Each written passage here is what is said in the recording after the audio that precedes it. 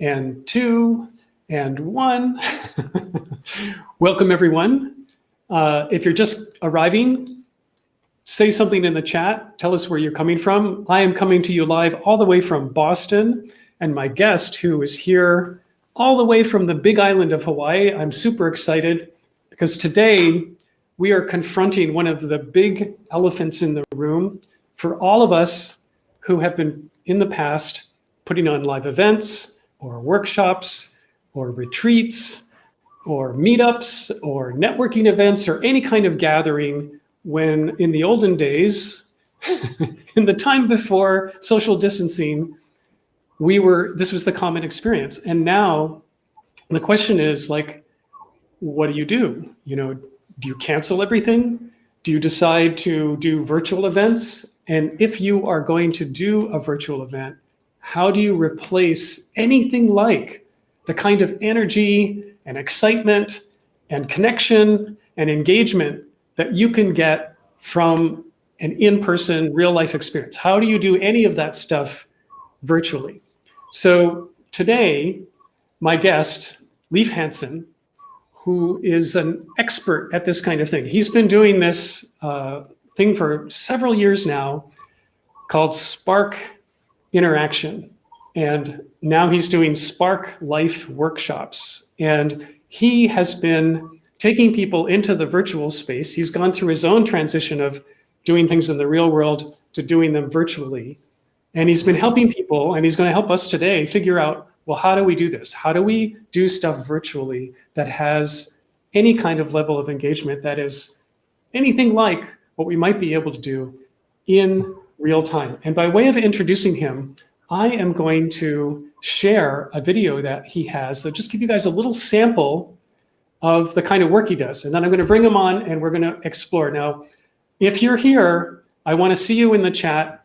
And as we're talking, this wants to be a conversation. So ask your questions. This is your chance to engage with us today and figure out like, okay, so I'm doing this thing. How do I do it?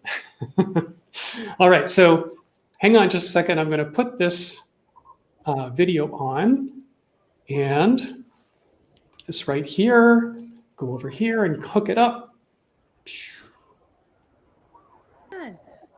And they're like,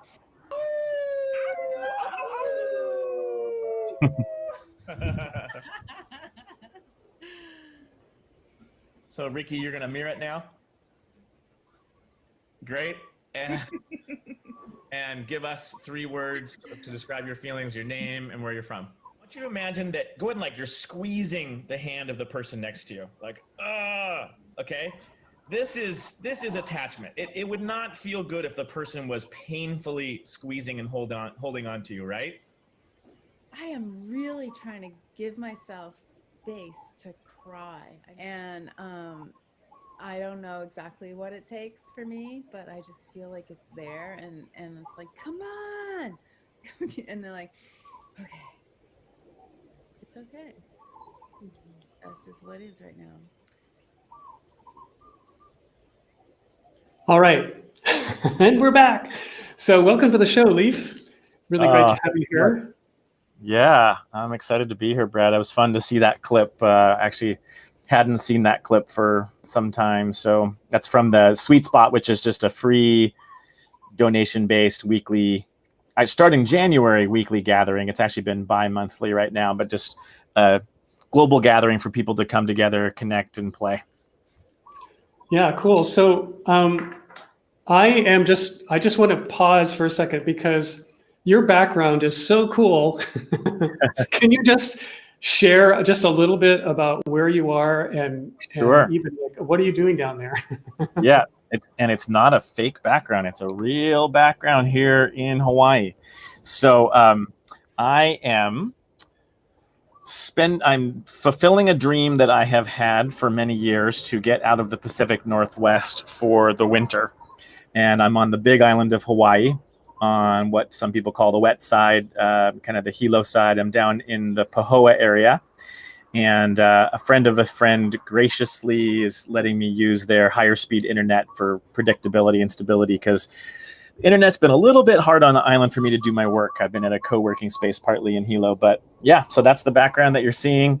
I'm staying out here. I was joking with Brad and saying that, well, this is a little bit vulnerable to say, but I'm staying at a place that is an Airbnb that is a nudist place, and the beach that's nearby is nudist. And so I've spent more time naked in the last 2 weeks of my life than I have probably in my whole life, which has been pretty funny. That's too great. There it is. But we thought, probably not a good idea for the interview today, right? There's Right, one thing sure. about being transparent, and then there's oversharing. That's right. Okay, well, we got a few people on. If you're here, tell us where you are calling in from, because I'm in like the land of cold and ice, which is Boston, and we're just like literally the polar opposite of the big island of Hawaii. And I want to see, like, where are you, like, anywhere in between? I'm just gazing at the chat for a second. Okay, and before we dive into this topic, so if you're just joining, we're going to talk about this whole thing of how do you create any kind of gathering, like this gathering we're doing right now. If you're hosting a virtual event of any kind, how do you keep it engaging? How do you do anything, so that you're not death by Zoom or death by PowerPoint slides or anything like that? Because a lot of folks have been, moving like in this transition of taking, like, okay, so I did this stuff in real life. I'm just going to transpose it into the virtual world and see if it'll work. And I know that, like, for my daughter who is suffering through virtual high school right now, bless their hearts, the public education system is doing the best job that they can think of doing, but simply by taking the classroom and trying to make it work on a screen just doesn't work very well.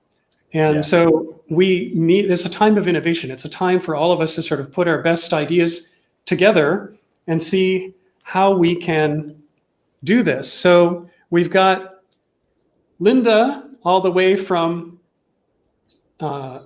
Melbourne, Australia. Oh, no, wait, this is Gina from sunny Florida. I just hit the wrong one. Hey, Gina.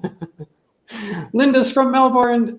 This is like, you are up early or late in Australia right now. The time in Australia must be like really early in the morning is all I can think of.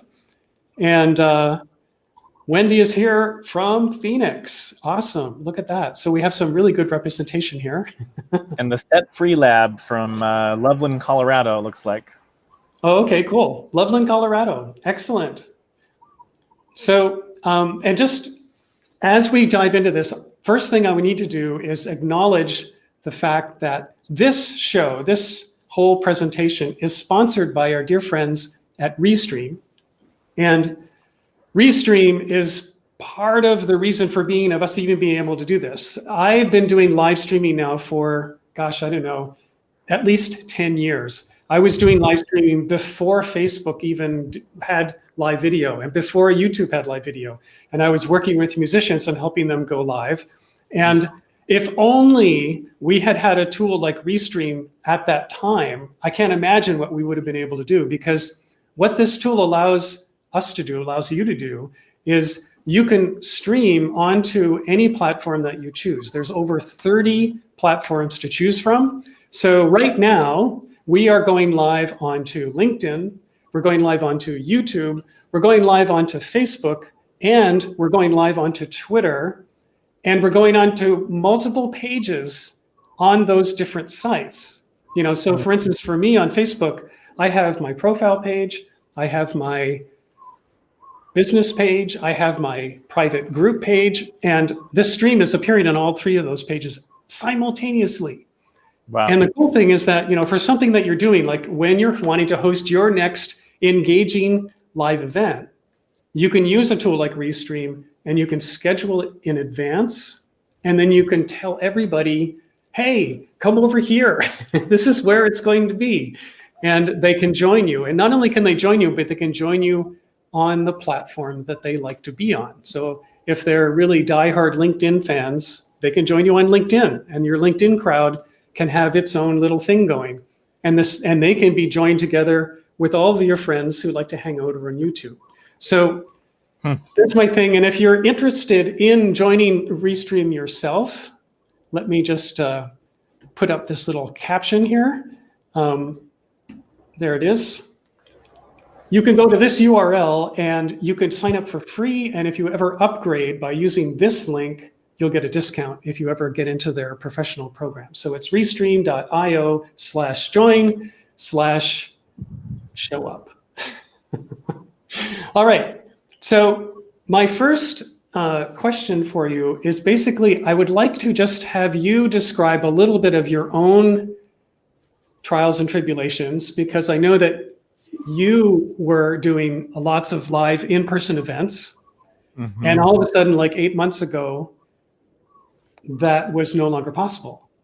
So let's just share a little bit of that journey, because we've all been there. We've all been through going through the same kind of thing. But in your case, you were sort of like, "Gosh, I really love interaction. Now what?" Yeah, it's I do a mixture of personal retreats and professional workshops and corporate trainings, and mostly I would say 90% of those got canceled. And I imagine many of you were like that as well. I was like, thankfully I have both a high touch and high tech background, and I had been doing Zoom meetings already. And so a number of my peers from one of my professional networks, the Applied Improvisation Network, were like, "What do we do?"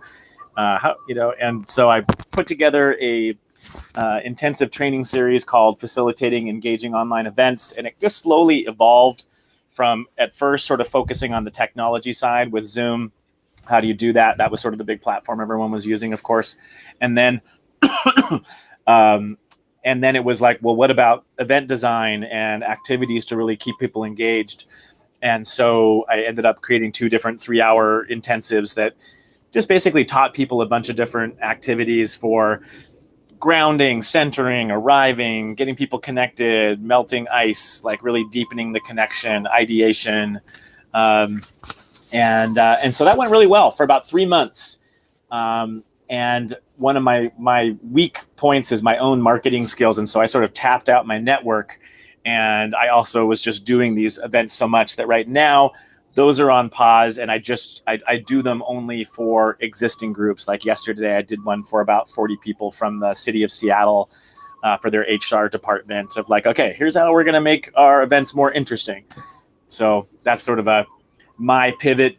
Obviously other offers coming up, but that's sort of that particular point in history.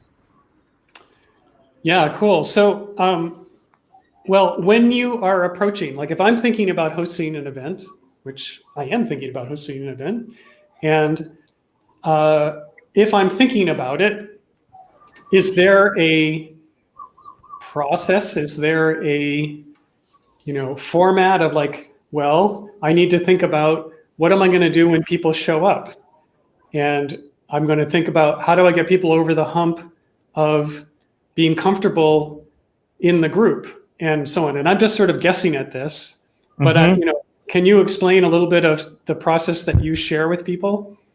Yeah, we didn't talk about this, but I don't know if I have the ability to share a screen, but I can just talk through it. Also, I put together sort of 10 top points that I have. I call How to Wow, and it's that process of being able to consider, who is your audience? How do you prime the pump? How do you get them curious and ready and willing to be open to this offer? Sort of a mixture of how do you prepare your content for that particular platform, but not over prepare, because this is an age where we really need to learn how to improvise and adapt. You have potential technology issues. There's so many weird things happening in the world right now, the energy of people, the needs of people. So it's really about teaching people how to stay emergent to what comes up. At least that's my style, to not be too fixed. It's a lot about connecting to yourself, so that you're really in integrity, in alignment with your values in an authentic place, and people can feel that connection. You're not just talking at them, you're being responsive. How do you create a safe enough container, which is things like coming up with some agreements, and one simple new agreement that's important to do in your workshops is to say, hey, can we all agree to turn off our devices? Because we can't see each other. And like in the background, you might be multitasking and sending texts. And So sort of making that agreement to really be present to the engagement that's happening right here can be helpful. Is this the kind of thing that you were asking that you'd like to know a bit more about? I can say a few more points, or am I not hitting what you were talking about? No, exactly. That's exactly right. Yeah, I mean, if there are 10 things, we could go through all 10 of them. Whatever you want to do. And just a second, before you do, I'm just getting a question here. Let's see, I have to read his name. Raymond is asking, can we put the link up again? I say, yes, sure. So sorry for the interruption. Let me just pop that on here. Here's where it is. Da-da-da. So you can go to Restream. Nice. Yeah, sure. Yeah, go ahead and share away. This sounds great. I mean, I love just the beginning of like getting the agreement. It's like, what can we agree on? That's just how many people do that at all when they get on Zoom with a bunch of strangers or whatever? It's like, okay, we need to make some agreements here.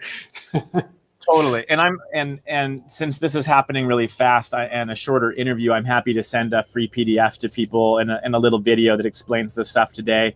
I think the website for that is zoomtraining.live.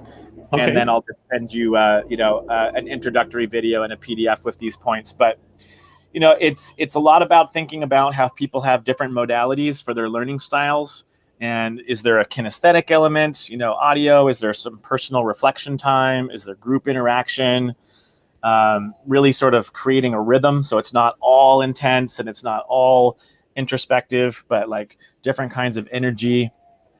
It's also really important to be thinking about the sustaining the learning and the connection beyond the event. We can do these big wow events and then people just quickly forget what was learned. We're exposed to so many videos and so many opportunities and podcasts and this and that, blog posts, that what we seem to be lacking in is the depth. We're really good. I call the internet flatland. We're really good in this two-dimensional space at exploring flatland and lots of information. But in terms of the depth, the three-dimensional digesting, integrating information, embodying the information, living it out, what I call playformation, transformation through play, not just information, that takes more work. And things you can do for people is to create community around the learning, follow up classes, accountability buddies, learning groups, practice session. So what are all the things that you can do to deepen the experiences that you're giving people? So those are maybe 5 or 6 or 7 of the points from the top 10 wow factors that I say. And in terms of the actual event design, the simplest thing, I'll give 2 what I think are the best tips. One is write a dream testimonial. So imagine it's the day after or a week after the event that you're doing. You wake up in the morning, you open your email, and there's this letter from someone that's like, "Dear Brad, your podcast, it's like your event was like so great. It impacted me in this way. I then went and did this. So like, what is the dream impact that you're wanting to have?" So then you have that vision. And the next step is about reverse engineering that vision. Okay, so if I want to have that impact, what experiences and content and engagement am I going to have with people to get there? And in order to do that, what's the best platform going to be that's going to allow for that kind of capacity? Like a lot of people obviously like the Zoom breakout rooms because they allow for some increased intimacy and interactivity. Or maybe you're trying to just reach a lot of people and something like Restream seems like it would be amazing to get your message out to so many people. So there's a few little ideas. That's so great. Yeah, I love this stuff. I mean, it just sort of takes, I love just simply the concept of calling the internet world flatland. It's just like, yes, of course, it is sort of flat. I mean, it's completely flat.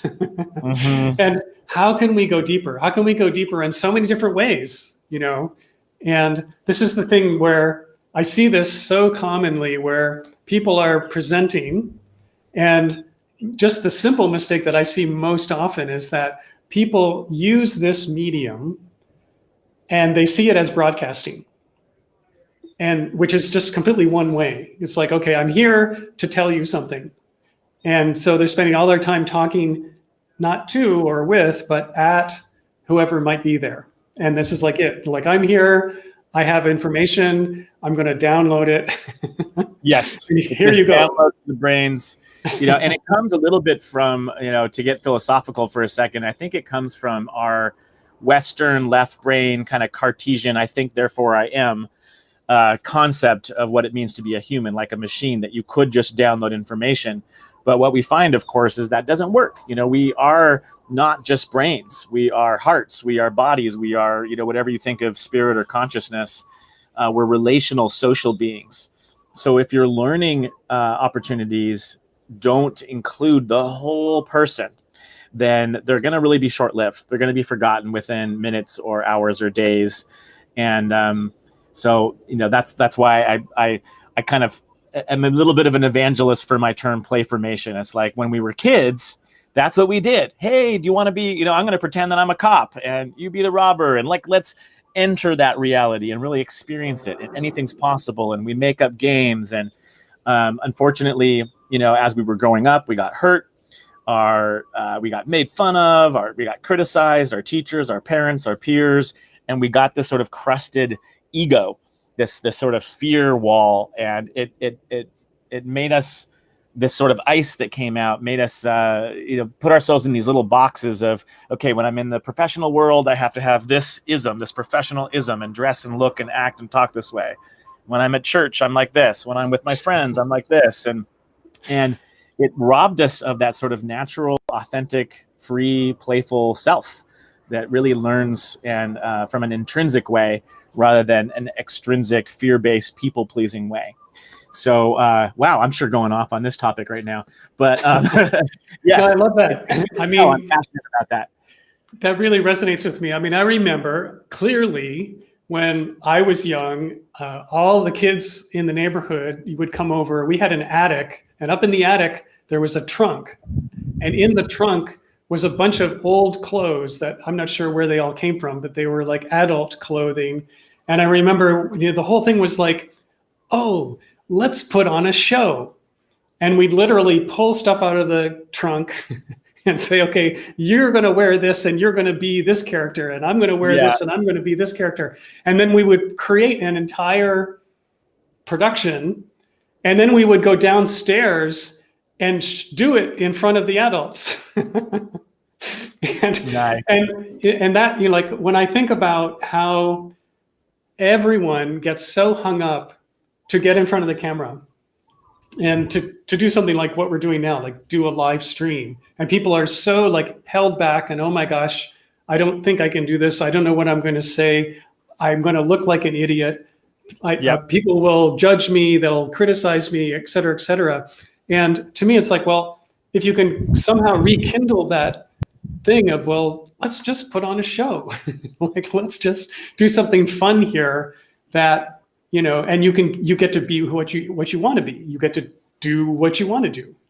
It's that simple. Yes, it is. It's simple, and it can be hard because there is so much, from a psycho, spiritual, transpersonal perspective. There's trauma, there's fear, and so one of the reasons that my workshops are so much about bringing people into playing some silly games, and using the skill set from the world of applied improvisation, is that it connects us back to our humanness. When we don't take ourselves too seriously, humor, we humble ourselves, another hum word, notice the pattern here, connecting us to our humanness and sort of to grounding us in the earth, the humus. So I like to say, remember the hum. Just when you're getting all up in your head, or you're taking yourself too seriously, just remember the hum, laugh at yourself, humble yourself, bring yourself back into your common humanity, and so much more juicy things can actually happen. And so, and probably a lot of your audience is wondering, well, like, how do we do that though in a virtual world? You talk about being embodied and all that, and that's great to do when you're in a live setting, but can you do it here? Yes, you can. I still definitely give preference to the live meetings, but you can really remind people they have a body. You can remind people to take a pause and feel their heart, You can give opportunities for meaningful questions and interactions between people, sharing in a vulnerable, heart-led level. And there are plenty of games and activities that help facilitate that kind of connection. And that's basically what I teach in those sessions. But anyone could, That's so great. Well, we got a couple comments here. Oh, yeah.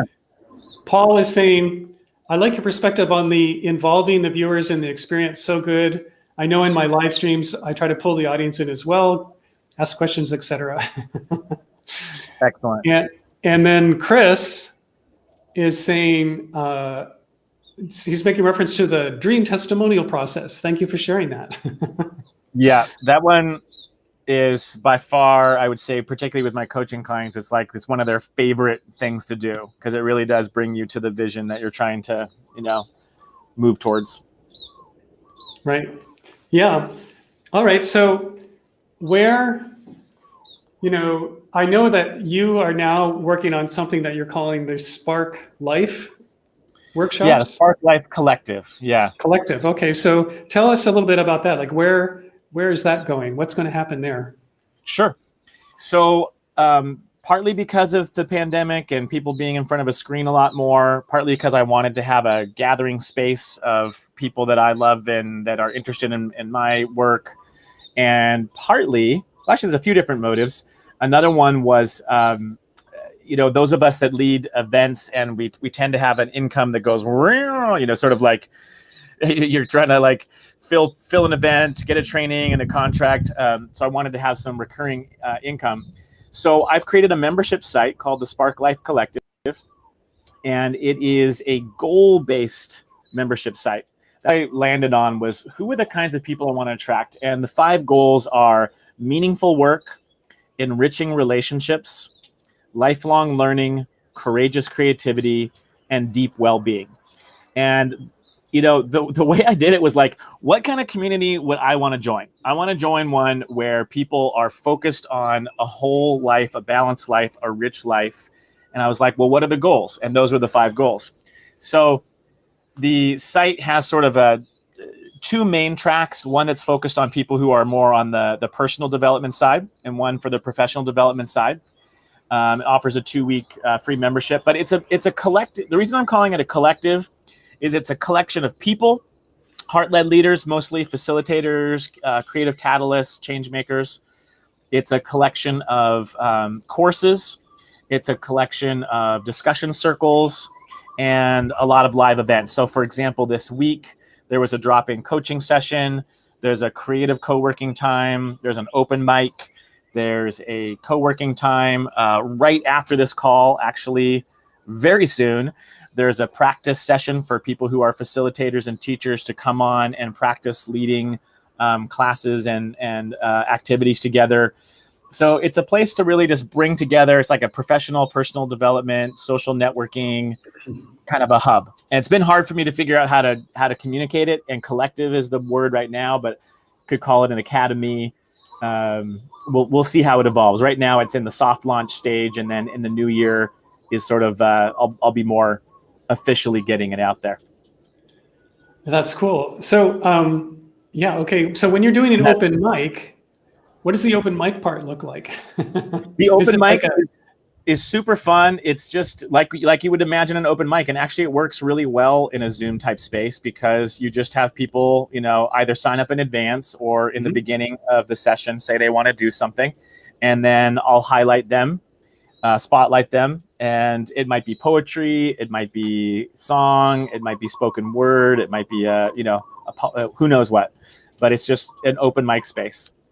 But it's been really fun to experiment with those sort of social and professional gatherings, including I actually did a speed dating co-led one time that was, I thought it was going to be like really, well, it was a risk and people loved it. As a matter of fact, I would say out of the 25 people that showed up, 20 of them say that they made a connection that they're probably going to follow up on. So I was like, wow, maybe we should do this again. Yeah, so that's been really fun.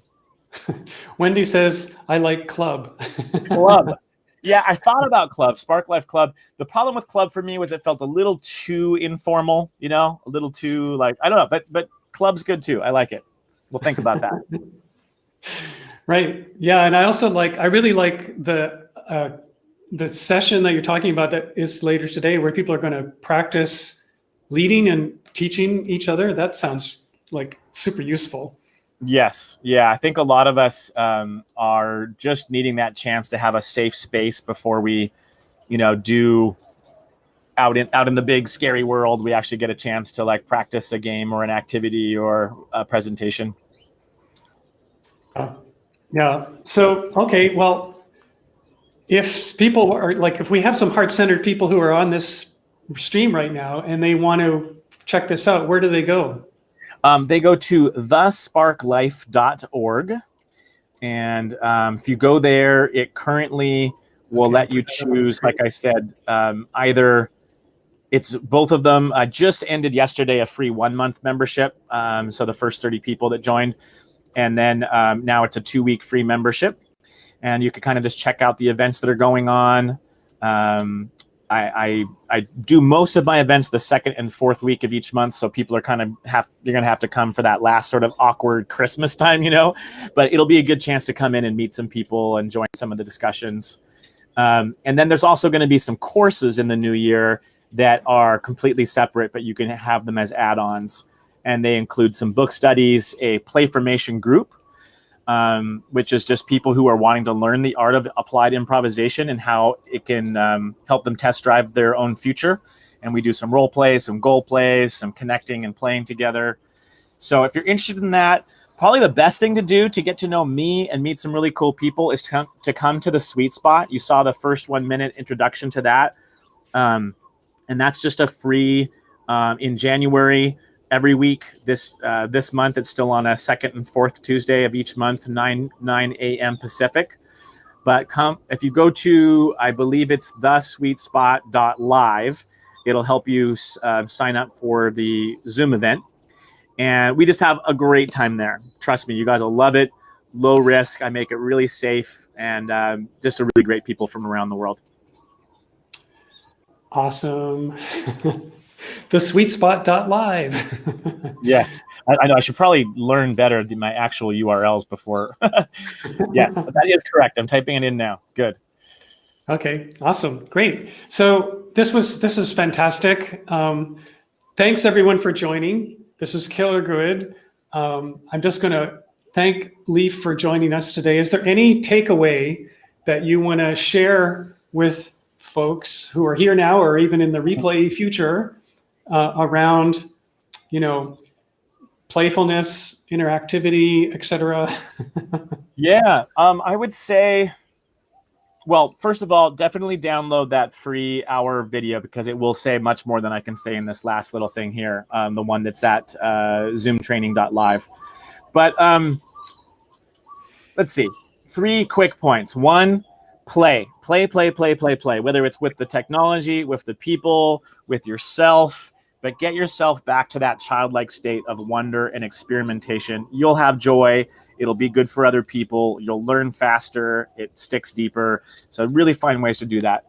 The second is get support, create support, get support. Whether that's a coach, a coaching group, working with me, a class, finding a friend or a peer. You don't have to do it alone. Find the courage to reach out and get the support that you need to move things forward. You really don't have to do things alone. It's always amazing to me how often people think they have to be that sort of Western mindset Lone Ranger that's going to figure this shit all out by themselves, Get support. And the third thing, remember the hum. Remember the hum. Don't take yourself too seriously. Humble, humility, humor, humanness. Yeah. Right. All those 3 things, and spend the winter on the big island in Hawaii. Yeah. And then you'll see this kind of a scene. Oh, that's so great. That little flight of birds take off right as I did that. That was hilarious. All right. Thanks so much, Brad. And thanks to all of you for coming in. I look forward to meeting some of you on the Sweet Spot or at Spark Life Collective. Right. Well, thank you again, Leif, and everyone else. We will see you next time. This show goes live every Thursday at 3 p.m. Eastern Time. Next week, I've got a special guest coming in. We're going to do a case study of someone who has taken their live event and turned it into a weekly show video podcast production collaborating with several other people, and has become a real authority in their industry as a result of doing this. And they've only been doing it since the spring, since the time of closing down. And as a result, her business has grown. It's a really fascinating story. I'm going to really explore with her sort of the brass tacks of how did she do it? What did it take? How hard was it? What was the up? What was the down? So if you're interested in any kind of looking at, okay, how could I do this for myself? This will be a great episode to tune into next Thursday at 3 o'clock. And until then, see you next time.